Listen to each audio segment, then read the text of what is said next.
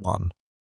On the afternoon of the Hallowby summer fete, when the bunting hung in lazy ribbons between the yew trees and the church bell had just struck 3:30, nobody in the village imagined that before evening one of them would be dead. 1. It was, as many village tragedies are, the sort of day that seemed made for innocence. The lawns at Rosebank Hall glowed in a pearly sunlight.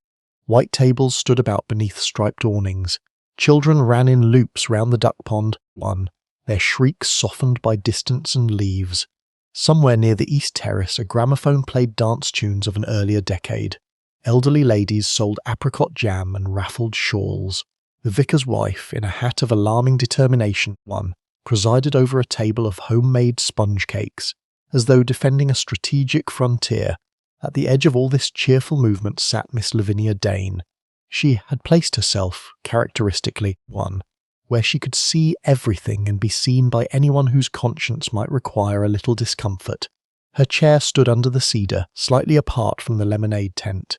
She wore dove-grey silk, a string of seed pearls, 1, and an expression which suggested that she had observed the decline of England over many years and had not found it pleasing.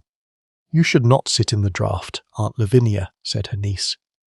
Mrs. Eleanor Weatherby, 1, coming up with a plate in her hand. "There's quite a breeze from the north side of the lawn."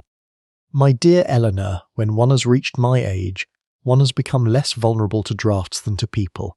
Put the plate down, if you please." 1. "Is that seed cake?" "Yes, then leave it. Mrs. Barlow's seed cake is all caraway and sentiment. I can digest neither." Eleanor smiled as dutiful nieces smile when duty has become second nature.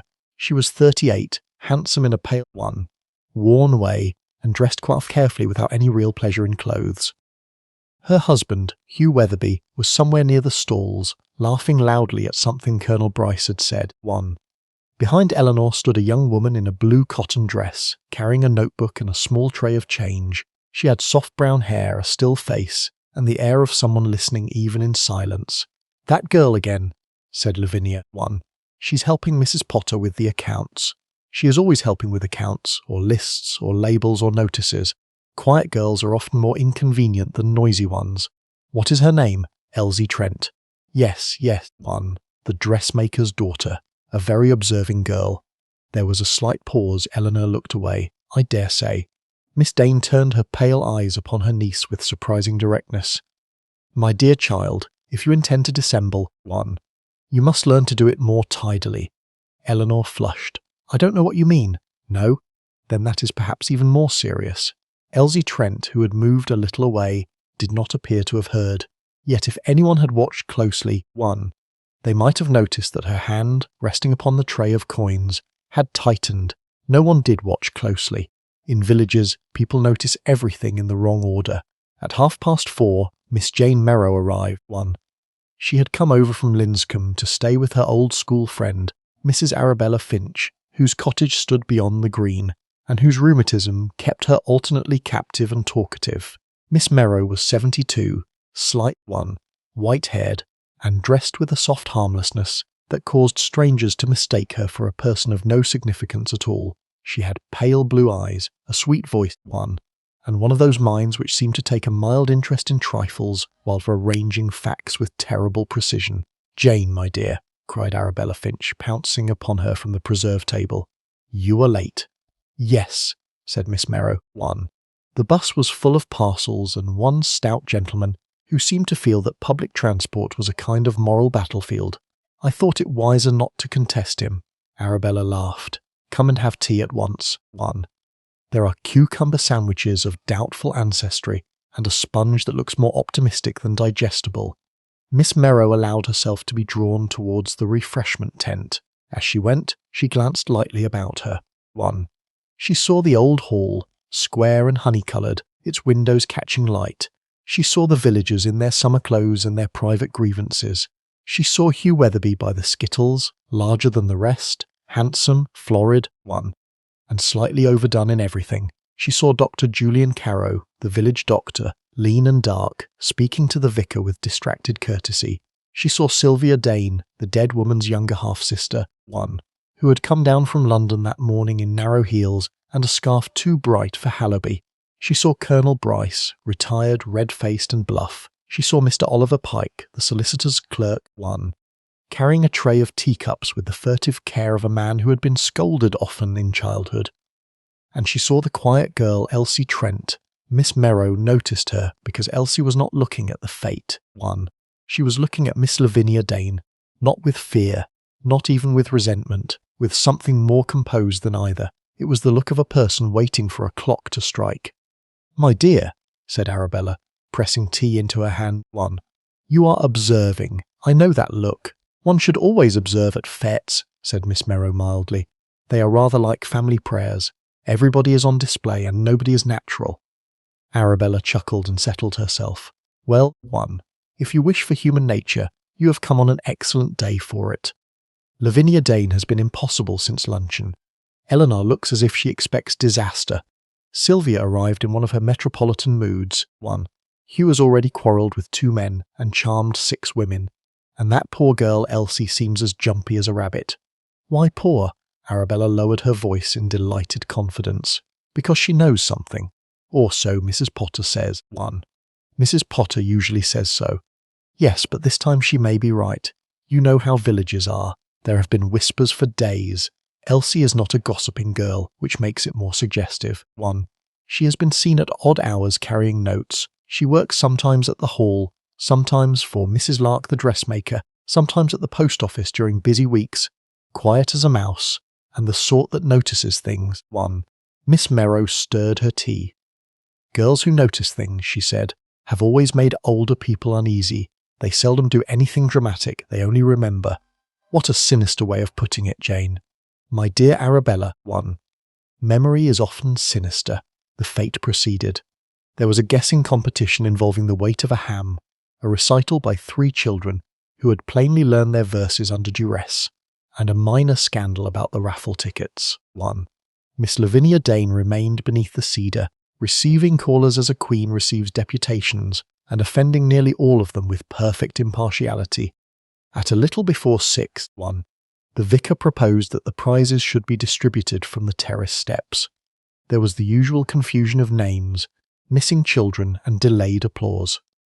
Hugh Weatherby, having won the archery cup with unnecessary flourish, bowed to the audience. Sylvia Dane accepted a basket of roses for her arrangement in the flower class, though several thought the result more Parisian than horticultural. Elsie Trent was called for keeping the best accounts of the stalls, and coloured faintly as she came forward. Miss Lavinia Dane herself handed over the small silver medal. "Efficiency," she said in a voice quite audible to those nearest, "is the virtue by which obscure people make themselves indispensable." There was a laugh here and there, though a nervous one. Elsie took the medal, murmured "thank you," and met the old woman's eyes for a single second. Miss Merrow, watching, thought, "Not fear again. No." Resistance after the prize-giving. Many people moved towards the lake path, for lanterns were to be lit there at dusk. Others drifted to the side lawn, where drinks had begun to circulate more freely than the vicar approved. Miss Dane was helped indoors by Eleanor. She complained of fatigue and a headache, and said she would rest in the morning room until dinner. That later seemed important. At 10 minutes past 7, with the light fading blue over the lawns, a scream came from inside the hall. It was not a theatrical scream. It was short, shocked, involuntary. The sort that cracks a pleasant evening like thin china. People ran. The morning room at Rosebank Hall was a long chamber at the front of the house, with French windows opening onto the west terrace. It had faded Aubusson chairs, a lacquer cabinet, a smell of lavender and old paper, and a small writing desk near the window. When the villagers crowded to the doorway, they saw Eleanor Weatherby, standing by the fireplace with both hands at her throat. On the carpet beside the desk lay Miss Lavinia Dane. She was on her side, one arm twisted under her, her face turned away. A toppled chair lay near her. Beside the desk stood a glass with a little dark liquid remaining in it. One of the French windows was open. Dr. Carrow pushed through the crowd at once. "Please stand back. Colonel, help me. Mrs. Weatherby, sit down if you please. No, not here. Pike, get everyone out of the doorway." He knelt. There was a silence in the room so complete that the gramophone outside could be heard faintly turning out a cheerful foxtrot to no one. After a moment Dr. Carrow rose. "She is dead." Eleanor made a small moaning sound. How? 1, said Sylvia sharply. From near the threshold, Dr. Carrow's face was grave. I cannot say with certainty yet. But she fell, didn't she? Said Hugh. Look at the chair. Miss Marple, 1, who had not entered the room but stood just beyond the line of those crowding in, noticed that Hugh spoke too quickly. Not guiltily, perhaps, but with anxiety. There is a difference. Dr. Carrow looked at the body, 1, then at the glass on the desk. There may have been a seizure, or something else. I must inform the police at once. The vicar began murmuring to his wife. Someone led Eleanor away. Colonel Bryce shut the French window, 1, then opened it again as though uncertain which action was more correct. Mr. Pike had gone white. Sylvia Dane did not move at all, and Elsie Trent had vanished. It was one of the first things later remarked upon. No one had seen her leave, 1. One moment she was near the rose walk, the next she was nowhere to be found. By 9 o'clock the fate had dissolved into knots of whispering people at cottage gates and in passages of the hall. By 10, 1, the county police had arrived from Medchester. Inspector Alan Greaves, a fair-haired man in his 40s with patient eyes and a sensible manner, took charge of the house with quiet efficiency. He interviewed the family, examined the room, 1, sent the body to be looked at properly, and established before midnight 2 things which at once banished any hope of a natural death. The first was that Miss Lavinia Dane had not died from a fall, 1. The slight bruise upon her temple had come after collapse, not before. The second was that the dark liquid in the glass contained a considerable quantity of digitalis. It might have been in medicine, said Dr. Carrow. Later, 1, when Greaves questioned him in the library, digitalis is not exotic, but in that amount, taken suddenly, it could certainly kill. Would Miss Dane have had access to it? She had prescriptions from time to time for heart irregularity, 1, though not lately. I should have to check. Could she have administered such a dose herself? She was not a fool, said Dr. Carrow. She would have recognised the danger. I should say unlikely, 1. So murder entered Halliby under cover of the summer fete. By next morning it had also become known that Elsie Trent had not returned home. Mrs. Trent, the dressmaker, 1, declared in tearful agitation that her daughter had never spent a night away without explanation in her life. Elsie's bicycle was missing from the shed, and so was her brown cardigan. Nothing else. Run off from fright, perhaps, 1, said Sergeant Wilkes. Or because she knew something, said Arabella Finch to Miss Merrow over breakfast. I told you so. Miss Merrow spread marmalade thoughtfully. A person who disappears may do so because she is afraid, 1, because she is guilty, because she wishes to be pursued, or because she thinks others will act in a particular way if she vanishes. One ought never to be too romantic about disappearances. Arabella sighed. Jane, 1, when you say sensible things, they do make melodrama difficult. Melodrama, said Miss Merrow, is generally made difficult by facts. Inspector Greaves came to call upon Miss Merrow that afternoon. He had met her once before, 1, 3 years earlier, in connection with a death in another village where her observations had been annoyingly accurate. He respected her without entirely enjoying the experience. I gather, he said, smiling slightly as she poured tea, 1, that you were present at the fete for some time. Yes, and that you know at least half the village already through Mrs. Finch. At least 3/4. Arabella is very industrious, 1. I wonder whether you notice anything out of the ordinary. My dear Inspector, at a village fete almost everything is out of the ordinary. That is why people enjoy them. But I suppose you mean before Miss Dane died. I do, 1. Miss Merrow considered. I noticed that several people were worried before there was any reason for public worry. Mrs. Eleanor Weatherby looked strained, Dr. Carrow distracted, Mr. Hugh Weatherby overbright, Miss Sylvia Dane defiant, 1, and Elsie Trent. Well, Miss Trent seemed to me like a person who had reached some inward conclusion. Greaves made a note. About the old lady, possibly. He leaned back. We've already found no sign of forced entry, 1, and the window was open to the terrace. Many people had access. Dinner had not yet been served, so there was movement in and out of the house. We've also learned Miss Dane was a woman of means, and not especially loved, 1. That narrows nothing. No. What of the will? He looked up.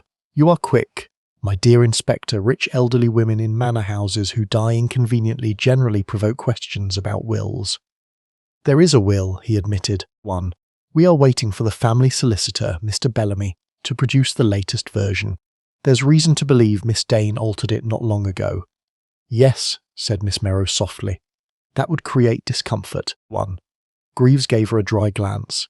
Discomfort is one word. He left not long after, and Miss Merrow sat by the window with her sewing. Her needles moved neatly, her thoughts did not. A quiet girl who knows too much, she reflected. 1. Is rather like a clock set 10 minutes fast. Everyone pretends it is ordinary until the striking begins to matter. That evening, Mr. Bellamy the solicitor came to Rosebank Hall and read the will in the library to the principal concerned. 1. The account of it travelled through Halliby by bedtime, because law, like steam, escapes through every crack. Miss Lavinia Dane had left the Hall and the bulk of her fortune not to Eleanor Weatherby, 1, who had kept house for her these 8 years, but in trust. Eleanor was to have an income and continued residence only if she remained married to Hugh and continued to live at Rosebank. Should she separate from him or leave the Hall, 1, her income reduced drastically. Sylvia Dane was left a smaller sum outright. Several charities benefited. The remainder, after various life interests and conditions, was to pass eventually to a cousin in Devon scarcely known to the family. 1. The effect was immediate and unpleasant. Monstrous, said Arabella. Controlling, said Miss Merrow. Surely it gives Hugh a motive, if the money depends on Eleanor staying with him. It gives Eleanor one as well, 1, if she wished to be free and couldn't afford it. Arabella's eyes widened. Do you think she wished to be free? My dear, one has only to watch a woman's face when her husband speaks to know whether she values liberty. There was more. 1. Mr. Bellamy had also revealed that Miss Dane intended, within the next week, to dismiss Elsie Trent from all work at the Hall and to write to several local people advising them against employing her. No reason given? 1. Asked Miss Merrow when Inspector Greaves relayed this. A vague phrase about unsuitable conduct. That sounds like Lavinia Dane. Greaves hesitated. There is something else. 1. Bellamy says Miss Dane mentioned she had discovered a dangerous deceit and intended to put an end to it. Miss Merrow laid down her knitting. Yes, she said. That sounds even more like Lavinia Dane. 1. The inspector went on investigating in the proper modern way. He checked medicines, questioned servants, established timings. He learned that the morning room tray had been set at 6 o'clock by Mrs. Jarvis, the housekeeper. 1. A decanter of sherry, a siphon, glasses, and a small dish of biscuits. At 6:15 Eleanor had seen her aunt alive, resting in a chair. 1. At roughly 6:20 Sylvia claimed to have passed the French window from outside and seen Lavinia writing at the desk. At 6:30 Hugh said he had been near the Skittle lawn with Colonel Bryce. 1. At 6:45 Dr. Carrow had gone indoors briefly to wash his hands after helping a child who fell in the shrubbery. At 6:50 Eleanor entered the morning room again and found her aunt dead. It was all possible. It was all untidy. 1. The digitalis might have been slipped into a glass. But by whom, and why had Lavinia, suspicious by temperament, drunk it? There were no fingerprints of use beyond the household's ordinary contact. No obvious note, no sign of struggle. 1. Only the glass, the open window, the toppled chair, and the air of a scene too simple to be trustworthy. On the third day, Elsie Trent was found not dead, very much alive, but in a state of wretched exhaustion. 1. A carter from Medchester discovered her in an empty shepherd's hut on Wold Common 6 miles away. She was cold, faint, and unwilling at first to say anything. When brought home, 1. She declared that she had gone away because she was frightened and had meant to return when she had decided what to do. What were you frightened of? Greaves asked. 1. Elsie sat in the Trents' little parlour with both hands clasped tightly in her lap. Her mother wept by the window. I thought people would think it was me. Why? Because Miss Dane had spoken to me. 1. And because I knew there was going to be trouble. What sort of trouble? She hesitated. Family trouble. Greaves watched her. You had better tell the truth, Miss Trent. I am telling it. Miss Merrow was not present. 1. She heard the substance afterwards, and what she heard interested her very much. Elsie admitted that for several weeks she had been helping Miss Dane sort old papers and letters in the morning room. 1. During that work, she had come across correspondence which suggested that years ago, before Eleanor's marriage, Hugh Weatherby had been involved in serious gambling debts, and that one debt had been quietly paid off by Lavinia Dane on condition of strict secrecy. There were also letters hinting that Hugh was once engaged, briefly and privately, to another woman who died abroad under uncertain circumstances. Old scandal, said Greaves. Yes, but Miss Dane thought there was more. She accused Mr. Weatherby of deceiving Eleanor from the beginning. And you knew this? Elsie nodded. I typed a list of dates for Miss Dane.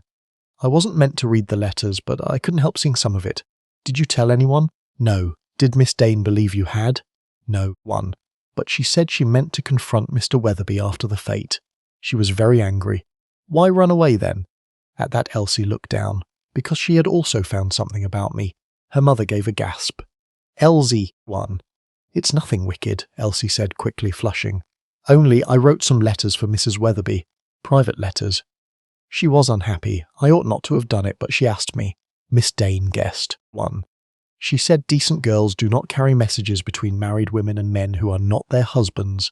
Greaves's voice sharpened. What men? Elsie looked miserable. Dr. Carrow. There it was then. Another thread exposed. Word spread with ghastly speed that Eleanor Weatherby and Dr. Julian Carrow had long been attached. There had been no vulgarity in it, no secret meetings in hedges or melodramatic embraces by moonlight. That would have shocked Hallowby less. Instead, it seemed to have been one of those deep, hopeless, respectable affections which endure because they are denied expression. Dr. Carrow had known Eleanor before her marriage. He had gone away to war service, returned too late, and found her tied to Hugh Weatherby in the hall. Over the years, Lavinia Dane had discouraged intimacy, yet could not prevent the kind of dependence that grows in daily village life. Elsie Trent, discreet and useful, had once or twice carried notes arranging nothing more scandalous than a walk, a conversation, or advice when Eleanor had been particularly miserable. Then Eleanor has a motive, said Arabella. So has Carrow, said Miss Merrow. And Hugh, and Sylvia perhaps, and the girl herself. Yes, Arabella stared. Really, Jane, you do make society sound almost universal in its criminal possibilities. My dear, society is universal in its emotional untidiness. Murder is only a more definite punctuation. Inspector Greaves interviewed them all again. Eleanor, white and trembling, admitted the understanding with Dr. Carrow, but denied any improper conduct. Hugh reacted with furious sarcasm, then with laughter, then with a loud insistence that he had always known women required amusement, and one could not expect too much of female nerves. It was not a successful performance. Dr. Carrow spoke little, but his face hardened. Sylvia said, with savage coolness, that if Lavinia intended to blackmail or humiliate everyone around her, one could hardly be astonished at the consequences. Did your sister dislike you, Miss Dane? Asked Greaves. Sylvia gave a small shrug. Lavinia disliked nearly everybody. I was merely one of the few who returned the compliment honestly. And yet she left you money. She left me too little to be flattering and too much to refuse. Her motives were not negligible. Sylvia had long depended upon occasional allowances from Lavinia and had lately incurred debts in London. Several shop accounts confirmed this. But Miss Merrow, hearing the matter discussed, thought Sylvia's danger of another kind. A woman like Sylvia, she reflected, may lie magnificently about money, but she does not usually poison. Poison requires patience in a colder key. On the fourth day, the police found a torn half-sheet of writing paper in the grate of the morning room. Enough remained to show that a note had been written in Miss Dane's hand beginning, "Come to me at once. I have at last learnt the truth and do not intend to be made a foolful of further." The remainder was burned away. Addressed to whom? Asked Miss Merrow. No name survived, said Greaves. It may never have been put, or may have been on the missing portion. He studied her. You think someone destroyed it after the murder? I think a note inviting an interview is more likely to be destroyed by the person who received it than by the person who wrote it. People do not generally burn their own drama before the curtain rises. He smiled despite himself. You have a gift for offensive clarity, Miss Merrow.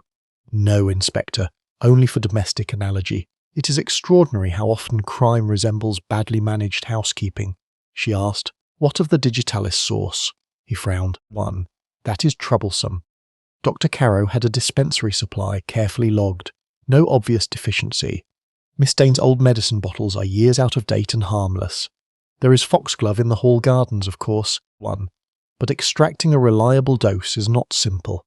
No, said Miss Merrow. No, it is not simple. That evening she went to call upon Mrs. Trent. The dressmaker's cottage was narrow and overfilled with chairs, cushions, 1, and dress forms wearing half-finished garments. Mrs. Trent, red-eyed but eager, talked in torrents. Elsie, after an apology from the kitchen, came in with tea. Miss Merrow looked at her gently. You have had a distressing time. 1. Elsie lowered her eyes. I am sorry if I caused trouble. My dear child, trouble was there already. You only ran in the direction of it. Elsie gave a faint, unwilling smile. Miss Merrow chatted of small things first, stitching, lace, 1, where the young women still had patience for hems. Then she said quietly, You admired Mrs. Weatherby very much, did you not? Elsie coloured. Everyone does. No, not everyone, but you did. Yes, and you wished to help her. Yes, 1. You carried messages because you thought she had suffered enough. Elsie's voice was barely audible. Yes. Miss Merrow let the silence settle. When did you first realise Miss Dane meant to make matters worse? 1. On the morning of the fete. Did she say so? She told me I had become contaminated by disloyal associations. 1. She said she knew of the notes and would expose the whole disgusting business to Mr. Weatherby and to the solicitor if necessary. To the solicitor, yes. She said if Eleanor intended disgraceful conduct, then the trust must be tightened. 1. I didn't understand that part. Miss Merrow did. Did she mention Hugh Weatherby also? Elsie looked up sharply. How did you know? My dear old women generally gather all their thunder before a storm. Elsie swallowed. 1. She said Mr. Weatherby had lived by deceit long enough. She said she would strip the house of illusions before she died.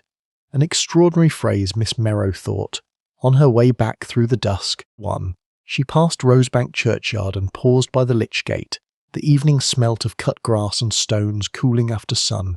Across the fields, the hall windows burned softly. Strip the house of illusions before she died. 1. That was Lavinia Dane exactly. Yet there was something theatrical in it. Self-dramatising people are inconvenient victims. They often arrange scenes too effectively, and then one must disentangle their vanity from the murderer's method. 1. The next morning Miss Merrow asked Arabella whether there had ever been any particular history between Lavinia Dane and Dr. Caro. Arabella looked astonished. Julian? Good gracious, no. 1. Except that Lavinia distrusted doctors and preferred ailments she could discuss over luncheon. But he attended her? On and off, yes. Why? Miss Merrow did not answer directly. 1. Instead she went to Rosebank Hall and asked Eleanor if she might see the morning room. Eleanor, worn by tears and interviews, consented at once. 1. Perhaps there are times when kindness from an elderly stranger is easier to bear than sympathy from intimates. The room had been tidied but not altered in essentials. Miss Merrow stood by the desk, looked at the chair, the hearth, 1, the windows, the arrangement of objects. She noticed a basket of wool beside the sofa, a brass letter opener, the bell pull near the mantel, and on the desk itself a silver pen tray, blotter, and small vase of sweet peas now fading. 1. Did your aunt often sit here in the evenings? She asked. Yes, she liked to see people coming from the terrace. And she drank sherry before dinner? Almost always. Poured by herself. Usually. 1. Miss Merrow touched the vase lightly. Who put these sweet peas here? Eleanor stared. I don't know. Perhaps one of the maids. They are from the east border. Yes, probably. Miss Merrow went to the French window. 1. From here one could see the rose walk, the cedar, and beyond them the fete lawn. Many people might have glanced in and seen Miss Dane. One might also easily enter from outside if the window were open. Too easy, she thought. 1. Did your aunt wear spectacles for reading? Yes. Where are they? Eleanor blinked. I don't know. I never thought. The spectacles, when searched for, 1, were found not on the desk, but in the pocket of the grey silk dress Miss Dane had worn. Folded, unused, Miss Merrow said nothing, but her attention sharpened. When Inspector Greaves came later, 1, she asked if Miss Dane had been writing shortly before death. So Sylvia claims. She said she saw her at the desk with papers. Yes, but without spectacles? He stopped. She needed them. For close work, I am told. 1. Perhaps she had just finished. Perhaps. Or perhaps Sylvia assumed more than she saw. Greaves looked thoughtful. Go on, my dear Inspector. I am not ready to go on. 1. I am merely collecting the correct wool before beginning the pattern. He gave a faint groan. You old ladies and your metaphors. Would you prefer sermons? They are much longer. There was another development that afternoon. 1. A gardener named Hobbs reported that on the morning after the murder he had found, in a shrubbery bin near the side path, the cork from a small medicine bottle and a strip of white label with the letters "Tinct" upon it. 1. It might mean tincture of digitalis. It might mean nothing. But Greaves sent it for examination. When this was being discussed in the hall drawing room, Hugh Weatherby burst out, Really, this is becoming absurd. 1. One would suppose half the county had been brewing poisons in the garden. No one has suggested half the county, said Greaves evenly. Hugh flushed. Well, what is one to do? My wife is being hounded. 1. Caro is glowering like a rejected poet. Sylvia is treating the house as a stage set, and that little dressmaker's girl has set the whole village cackling. Sylvia, who was by the window smoking with deliberate insolence, said, 1. You sound nervous, Hugh. Do I? Better that than bored. You were not bored when Lavinia paid your debts. The room went still. Hugh turned on her. What the devil do you mean?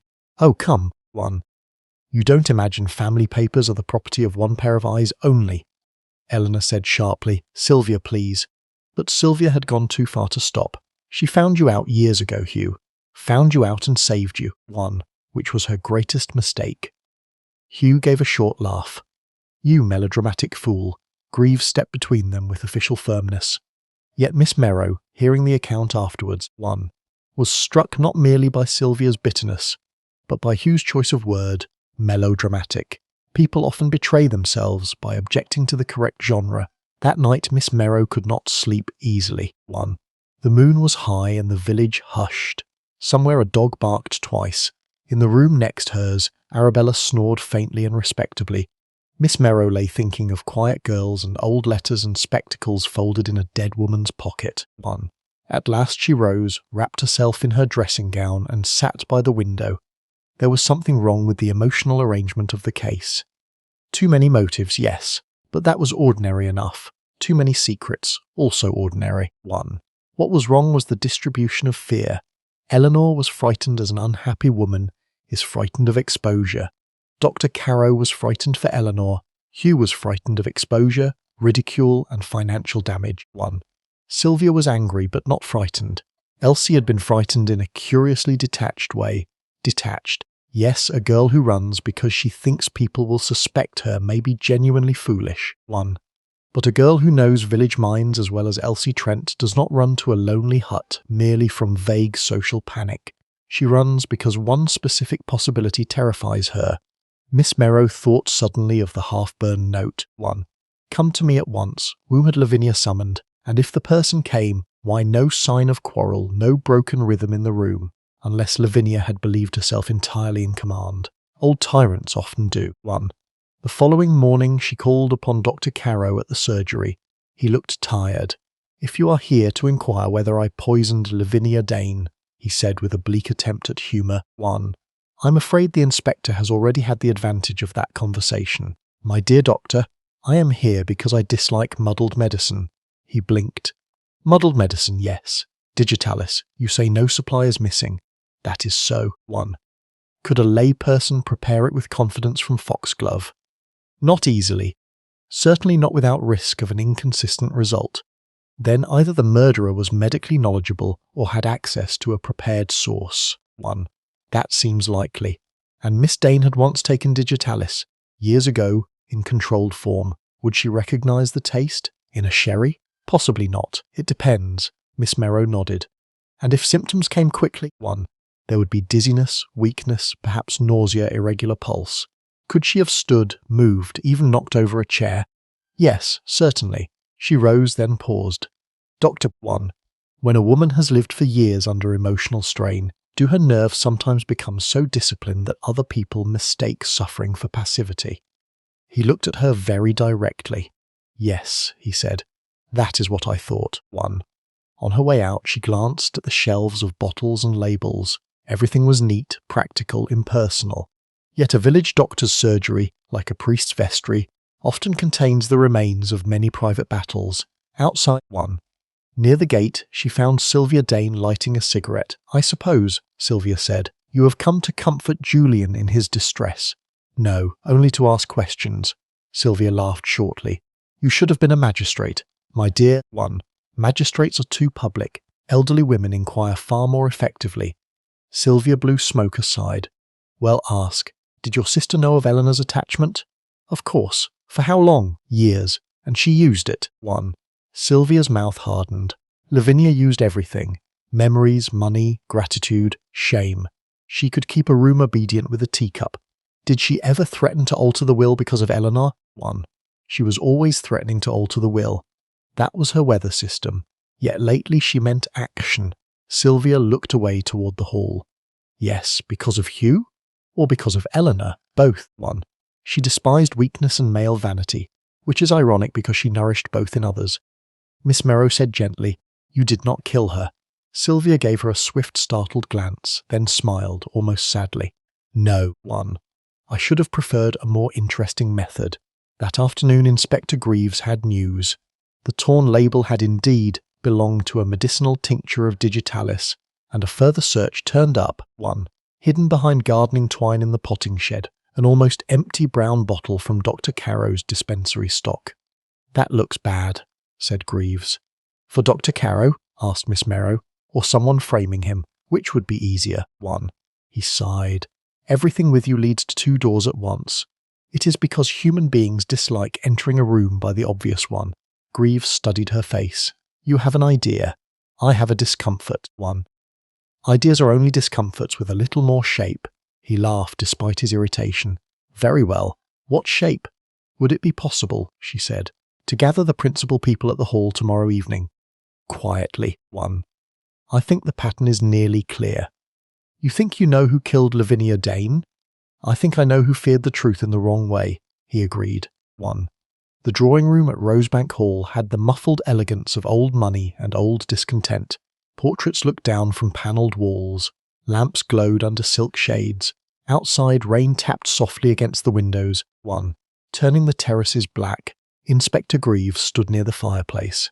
Colonel Bryce was present as a kind of moral reinforcement. So were Eleanor and Hugh Weatherby, Dr. Carrow, Sylvia Dane, Mr. Bellamy the solicitor, Mrs. Trent 1, and Elsie Trent, pale but composed. Arabella Finch sat near the back with excited solemnity and a lapful of knitting she had no intention of using. Miss Merrow occupied a small chair by the tea-table. I am very sorry, said Greaves. 1. To trouble you all in this way, but certain matters have become clearer. Miss Merrow has made some observations which I believe may help us. Hugh gave a visible twitch of impatience. Must we be subjected to village intuition? 1. Miss Merrow smiled gently. My dear Mr. Weatherby, village intuition is often only observation in a sensible hat. There was the faintest ripple of nervous amusement. She folded her hands. 1. Miss Lavinia Dane was murdered because she intended to expose more than one secret. That has been apparent for some time. It has also made the case look admirably rich in suspects. 1. Mr. Weatherby feared revelations from the past and perhaps future financial inconvenience. Mrs. Weatherby feared humiliation and further imprisonment. Dr. Carrow feared for Mrs. Weatherby. 1. Miss Sylvia Dane had money troubles and long-standing resentment. Miss Trent feared blame because she had been involved in private communications. Altogether, a very crowded field. Quite, said Hugh. Yes, too crowded. 1. That is often a sign that one must stop looking at motives merely as reasons to kill and begin looking at them as reasons to behave afterwards. She turned to Elsie. Miss Trent ran away because she was frightened. But not, I think, 1. Simply of public suspicion.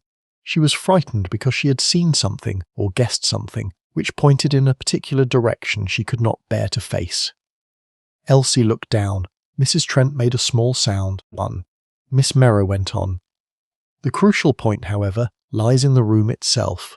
Miss Dane was said to have been writing at her desk shortly before death, yet her reading spectacles were folded in her dress pocket. 1.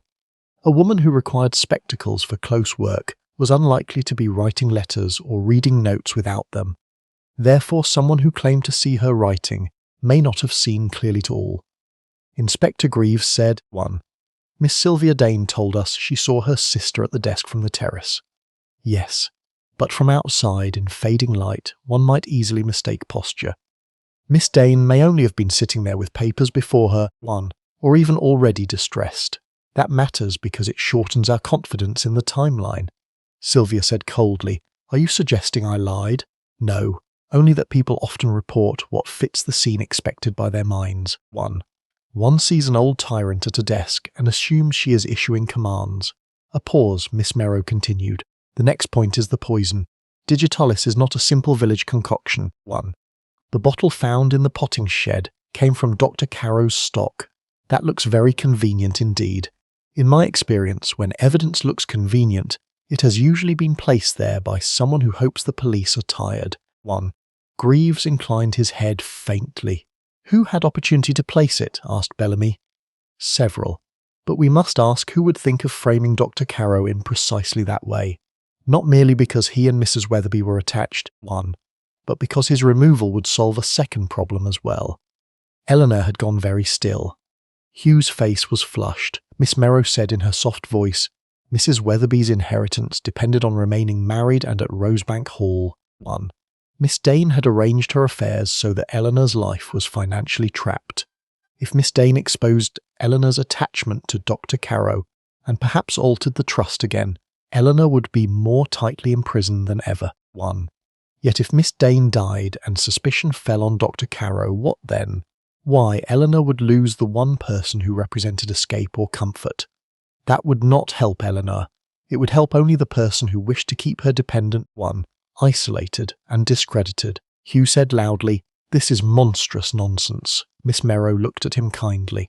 My dear Mr. Weatherby, when a man says monstrous nonsense before the end of a sentence, 1, it usually means the sentence is correct. He half rose. You cannot possibly suggest. Oh, but I do. You killed Miss Lavinia Dane. Eleanor gave a strangled whisper. Sylvia shut her eyes briefly. 1. Elsie stared at Hugh as though at last seeing a shape she had dreaded. Greaves said, Sit down, sir. Hugh remained standing a moment, then laughed with ugly brilliance. On what fantasy? Miss Merrow answered. On several things. 1. First, Miss Dane had discovered your old deceptions and meant to confront you. Second, you also knew or suspected that she meant to act against Eleanor and Dr. Carrow. You could not afford public scandal, 1, nor the loss of control over your wife. Third, you had charm enough to obtain access where others would not. During the fete, moving in and out of the house attracted no notice. You were seen near the lawns, yes, 1, but those timings were loose. Colonel Bryce could not swear to every minute. Colonel Bryce shifted uncomfortably. No, I can't, dash it. Fourth, the poison was administered in sherry. 1. Miss Dane would take a glass from a family member more readily than from a servant or outsider. She trusted no one fully, but she understood the domestic ritual. Fifth, 1. The later placing of the bottle in the potting shed was clumsy in an intelligent way. It suggested someone who wanted Dr. Carrow blamed not only legally but morally as the lover doctor poisoning the obstructive aunt. 1. That is the kind of story a jealous husband might imagine persuasive. Hugh's face had altered. The bluff colour remained, but the expression underneath it had thinned. Still only pretty theories. No, said Miss Merrow. 1. There is more. Miss Trent. Elsie looked up as if compelled. You were in the side passage shortly after 6:30, were you not? You told yourself it did not matter because you had seen only a little. Her lips parted. 1. Mrs. Trent turned to her in bewilderment. Elsie? The girl's hands trembled. I saw Mr. Weatherby come out of the morning room. There was a silence like a drop in temperature. Greaves stepped forward. Why did you conceal this? 1. Elsie swallowed. Because when Miss Dane died and people began talking, I thought if I said I had seen him, he would say I was lying to protect Mrs. Weatherby or Dr. Carrow. And because, said Miss Merrow gently. 1. Elsie's voice broke. Because he saw me, and later in the shrubbery he spoke to me. He said village girls who meddle often ruin themselves. He said if I was wise I'd remember how easily people believe the worst of quiet girls. 1. I was frightened. Mrs. Trent gasped aloud. Eleanor gave a cry and covered her mouth. Hugh turned with a kind of fury. "Little fool, enough," said Greaves sharply. But Miss Merrow had not finished. "There is one last point, one. Miss Dane's note inviting a confrontation was partly burned in the grate. I think she wrote it to you, Mr. Weatherby. You came. There was an argument. You may have tried persuasion first. Men of your sort generally do, one. Then you gave her the poisoned sherry or altered the glass already there. When the symptoms began, she rose and knocked over the chair. Perhaps she understood then. Perhaps not. Afterwards you destroyed the note. Later still, one. Seeing the opportunity presented by gossip about Eleanor and Dr. Carrow, you hid the bottle from the dispensary, where it would be found eventually." Hugh said nothing. Greaves watched him. "Is it true?" one. For a moment it seemed he would continue denying. Then the thing so often hidden by his social loudness showed itself, not courage, but self-pity. "It was Lavinia," he said hoarsely. "Always Lavinia. Lecturing, controlling, one. Holding purse strings like reins. She would have ruined everything. Eleanor would have run to Carrow.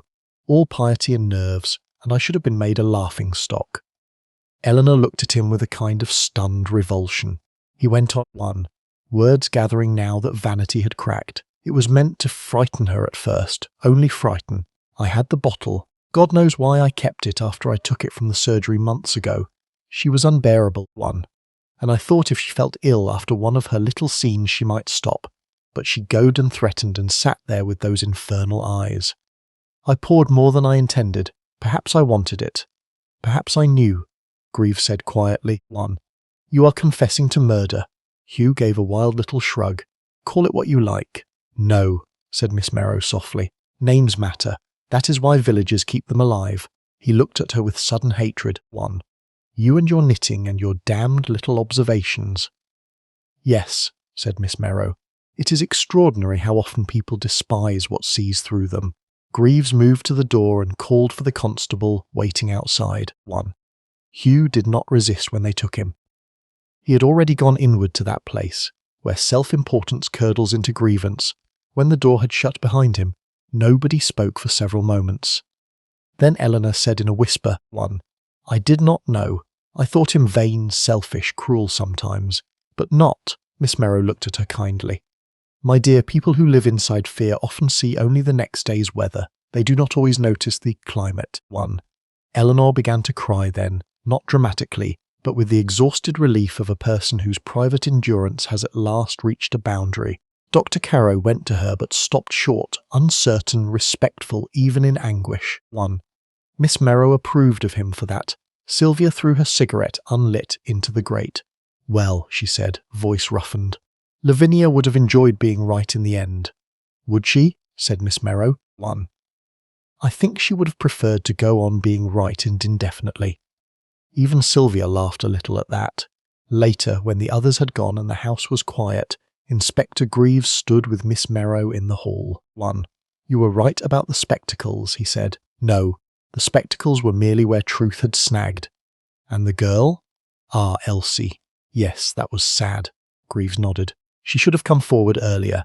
She is young, one. Young people often believe silence is safer when in fact it is only slower." He hesitated. "There was something else, wasn't there? You knew before her statement." Miss Merrow smiled faintly. "I suspected, one. Because she was too afraid of one kind of accusation and not enough of another. She was not truly afraid the village would suspect her of murder. She was afraid Hugh Weatherby would turn the village against her character, one. For a quiet, respectable girl, that can seem almost as terrible." Greaves looked grim. "Yes. And because," Miss Merrow added, "she watched Eleanor the whole time, not with guilt, not with resentment, but with protectiveness, one. That sort of loyalty often attaches itself to suffering. She wished to shield Eleanor, and by running away she did the opposite." Greaves gave a dry smile. "You make human beings sound sadly predictable." "My dear Inspector, one. They are not predictable at all, only patterned. That is why one must notice where the stitching pulls." After he had gone, Miss Merrow asked if she might speak privately with Elsie before returning to Arabella's cottage, one. The girl came into the little morning room, now reclaimed from horror by lamplight and fresh flowers. She looked tired and ashamed. "I'm sorry," Elsie said at once. "If I had spoken—" "Yes," said Miss Merrow. "If you had spoken, one, Much distress might have ended sooner, but young hearts are seldom brave in the correct sequence. Elsie's eyes filled. I didn't mean to be foolish. No, you meant to be loyal, one. The difficulty is that loyalty without judgment may become another form of cowardice. You must remember that. Yes, Miss Merrow. Miss Merrow took the small silver fate medal from the mantel, one, where someone had laid it after Elsie's things were gathered. You won this. Elsie gave a miserable half-smile. It seems absurd now. On the contrary, it means you are exact. Exactitude is a very fine quality if used with courage, one. Do not waste it on other people's secrets. Elsie nodded. And another thing, said Miss Merrow. Quiet girls are often imagined to know too much. In fact, they usually know only what louder people reveal by carelessness, one. Never be ashamed of seeing clearly. Only be sure that when truth matters, you tell it. When Elsie had gone, Miss Merrow stood for a moment looking at the dark window and her own faint reflection in it. Rosebank Hall would not, one, she thought, recover quickly. Houses built upon arrangement and dependence seldom do. Lavinia Dane had ruled by leverage. Hugh Weatherby had lived by charm and intimidation. Eleanor had endured. Sylvia had escaped only in style, one, not in spirit. Even Dr. Carow, honourable though he was, had accepted too long the melancholy compromise of hoping for happiness without action. Yet villagers heal oddly. They do not forget, indeed they remember too well, but they absorb, one, reweave, continue. The milk arrives. Curtains are shaken. The church flowers are changed. Children run where tragedy stood last week, and from such continuities people take courage to begin again. In the days that follow, one, Hallaby did what English villages have always done after scandal. It discussed, corrected, embroidered, judged, sympathised, and then set the practical machinery of life back in motion. 1. The inquest was brief once Hugh Weatherby's confession was secured and supported by the evidence. There were still legal formalities, unpleasant and precise, but the central fact had become clear enough for everyone. 1. Lavinia Dane had summoned him, threatened exposure, and been killed by poison in her own morning room. The bottle from the surgery, planted to implicate Dr. Carow, completed the pattern. 1. Mrs. Potter announced that she had never trusted charm in a man, and never would. Colonel Bryce said the whole business showed what happened when family discipline was abandoned, though nobody was entirely certain whom he meant. 1. The vicar preached, without names, upon truth and hidden burdens. Mrs. Trent wept over Elsie by turns with reproach and pride. Mr. Bellamy began the dreary process of disentangling the will and the estate. Eleanor Weatherby, 1. For the first week, moved through everything like a person walking after illness. Then a subtle change began. She sat straighter. Her voice, though quiet, no longer had that furtive note of apology. 1. Miss Merrow saw her once in the garden, speaking to the head gardener about the boarders, and the gardener, an old retainer much given to taciturnity, was listening to her as if her word now carried natural authority. That, 1, thought Miss Merrow, was a healthy sign. The terms of Lavinia's will under the new circumstances and certain legal advice proved less imprisoning than feared. Scandal had altered the moral landscape, if not the paper one. 1. Eleanor would still have security, and Rosebank, though burdened, might remain hers in practical control. As for Dr. Carow, he kept away for several days. Miss Merrow understood it. 1. A decent man does not hurry towards a woman newly delivered from disgrace and widowhood, however black the marriage may have been. Such matters in villages require the pacing of old clocks, not railway timetables. 1. Sylvia Dane came to say goodbye before returning to London. "You have improved Hallaby's social life beyond anything I hoped," she said, standing in Arabella's tiny front room in a linen suit and dark glasses. "My dear, 1. Murder is a very tiresome entertainment. It leaves the upholstery feeling moral." Sylvia laughed. "I shall remember that." She hesitated, then removed the glasses. Her eyes were unexpectedly tired. 1. "Do you think Eleanor will be all right? In time. And Julian?" Miss Merrow smiled. "Doctors are like clergymen. They often need to be told that patience is not the same as paralysis." Sylvia tilted her head. 1. "I almost wish you had known Lavinia in her prime. You would have irritated her splendidly." "No," said Miss Merrow. "I think I should only have reminded her of herself, which is a much deeper irritation." When Sylvia had gone, 1. Arabella burst out, "Jane, that was magnificent. You speak to impossible people as though they were teacups in the wrong cupboard. My dear Arabella, impossible people are often exactly that. Quite useful if placed correctly, 1, but a dreadful nuisance when left where they please. At the end of the week, Miss Merrow took a last walk to Rosebank Hall. The weather had changed. The heavy summer brightness was gone, and the morning carried a softer gold, 1. Roses were beginning to go over. Bees worried the lavender by the terrace. The house looked gentler in the quieter light, as houses sometimes do after they have surrendered a secret. Eleanor met her at the gate. I hoped you might come, 1. My bus is not until after luncheon. Will you have tea first, or coffee? We are trying to be more continental for exactly 10 minutes each day. Miss Merrow laughed. Tea, if you please. One should not overtax civilization, 1. They sat in the small parlour overlooking the east border, not the morning room. Eleanor poured carefully. I wanted to thank you, she said. Not only for what you did, for seeing. That sounds foolish. No, it sounds rare, 1. Eleanor looked down at her cup. I had become so accustomed to managing fear that I thought it was merely another household duty. Yes, said Miss Merrow. Many women do. I don't know what comes next. Nobody ever does, 1. It is one of the great mercies disguised as inconvenience. Eleanor smiled faintly. Julian has been kindness itself. Then he is wiser than most. They spoke of practical things after that. The tenants, the roses, 1. Whether the church fete should be cancelled next year or defied by proceeding as usual. Miss Merrow recommended proceeding as usual. Villages dislike gaps in tradition, she said. They fill them with nonsense. As she rose to go, 1. She saw Elsie Trent in the drive, carrying a parcel of altered curtains from her mother's shop. The girl hesitated, then came forward. I wanted to say goodbye, Miss Merrow. How nice, 1. I've taken a position in Medchester with the drapers. Not forever, perhaps, but for a time. A very good idea. Elsie drew a breath. I shall remember what you said. About loyalty? Yes, 1. And about telling the truth when it matters. Miss Merrow touched her arm. My dear, almost all growing up consists of learning when silence is kindness and when it is merely fear. If you understand that, you will do very well, 1. Elsie's face steadied in a new way. Not cheerful, exactly, but clearer.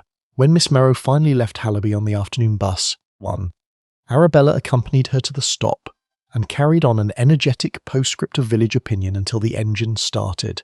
You always leave just when things become interesting, Arabella complained. My dear 1.